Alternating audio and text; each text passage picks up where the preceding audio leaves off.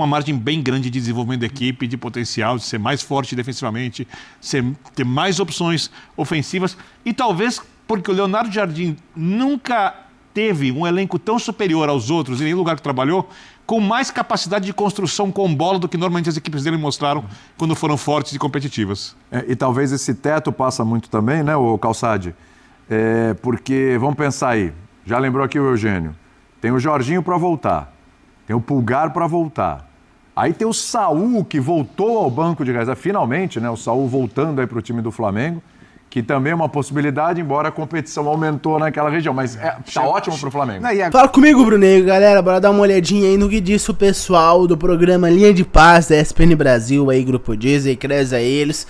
Falaram logo após aí o jogo do Mengão, enfim, eu já soltei aqui no canal o que os jogadores do Flamengo falaram aí após o final do jogo. Infelizmente nós não teremos aí o que os jogadores do Independente disseram, né, já que infelizmente a Conmebol é complicado esse negócio aí de fala após jogo, inclusive só passou aí, vocês só tiveram porque eu tô trazendo aqui pra vocês o programa do Linha de Passe. Vai deixando seu like, se inscrevendo no canal, acionando o sino pra não perder um videozinho top igual a esse que sai aqui no nosso canal, hypando o vídeo pro maior número possível de rubro-negros verem esse conteúdo e darem uma olhada no que o pessoal da imprensa paulista falou sobre a goleada que o Flamengo meteu no Independente na Libertadores por 4-1 com direito a gol de Pedro no finalzinho do último minuto do jogo para fechar com chave de ouro.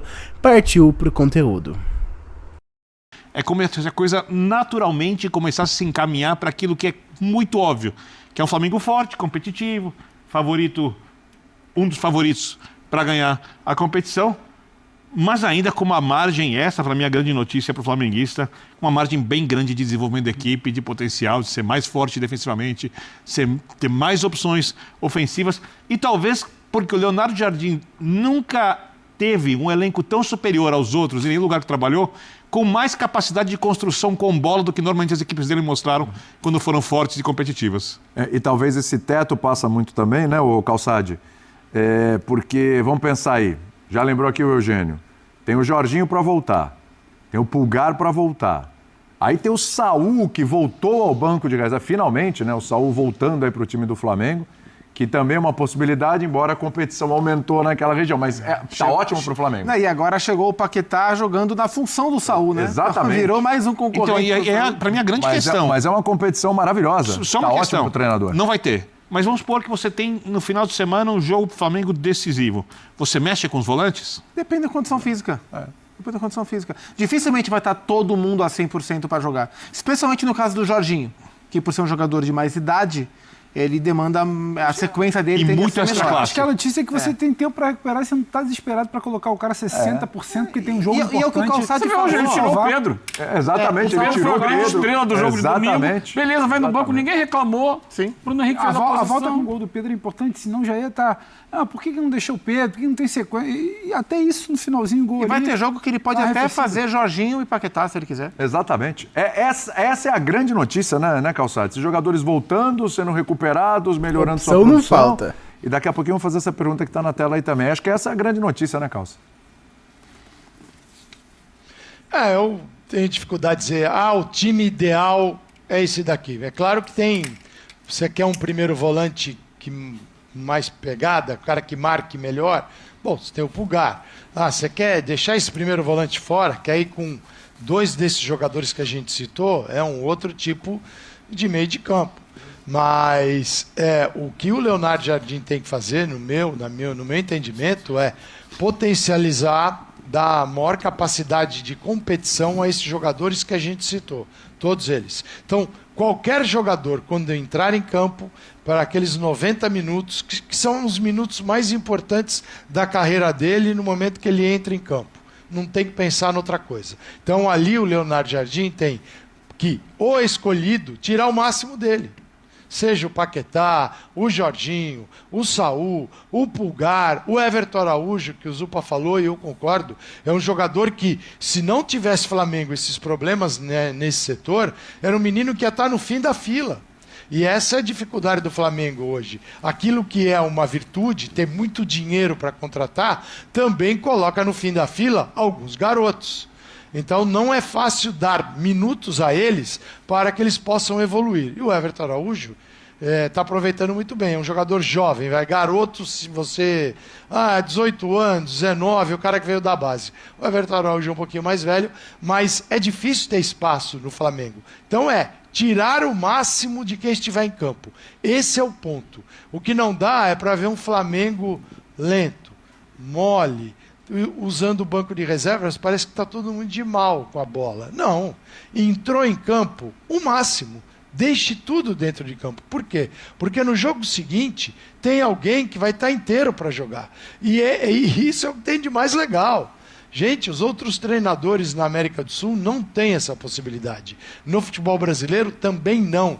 Então o Flamengo pode variar, manter um nível muito alto, e aí o Leonardo Jardim pode ir lá naquele jogo lá na frente pensar, eu preciso ter determinada formação. Esta daqui para aquele jogo. Perfeito. Aí ele começa a trabalhar nos jogos que antecedem essa partida de forma diferente para levar o elenco que ele imagina para aquele confronto. E dá para fazer assim, dá para levar brasileiro, Copa do Brasil, Libertadores da América, porque agora, para quem disputa a final, restam 11 jogos. 4 na fase de grupos. O objetivo do Flamengo, no meu entendimento, é terminar em primeiro lugar, sem vacilos, já vai ter um jogo mais forte, mas uma coisa numa outra temperatura na Argentina, e tem que ir bem, mas tem que sair primeiro do grupo, com vantagem na pontuação, e aí jogar o mata-mata, se possível, dentro de casa. Gente, não dá para imaginar um outro caminho, uma outra trajetória para o Flamengo. Se ele é tudo isso que a gente diz, a gente tem que encontrar tudo isso dentro de campo também, com máximo empenho, máximo. Não dá para negociar. E aí, quando o Flamengo se empenha, o Flamengo luta com a qualidade que tem, fica difícil para todos os adversários. E hoje a gente vê um time que tinha um gatilho. O portador da bola tinha sempre um movimento de infiltração. Isso é bem legal.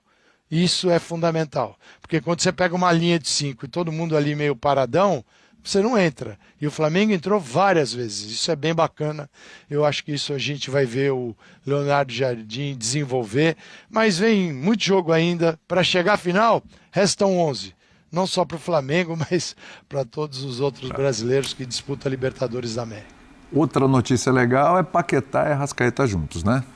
O Paquetá e Arrascaeta, inclusive, quando a gente ficava pensando em como se usaria, era uma fase com o Felipe que ele vinha de beirada e muita gente imaginava ele como um ponta desse triângulo de meio, como um camisa 10. O Paco falou de ele é um 8, ele diria até que ele é um 7,5, porque... Eu imaginava ele no Gerson aberto na direita. Não, mas por dentro. Não, mas eu não imaginava o Paquetá porque eu não imaginava o Paquetá aberto pela direita, porque não é nem onde ele se sente mais confortável, nem onde ele vinha sendo utilizado. Não, calma que eu vou explicar.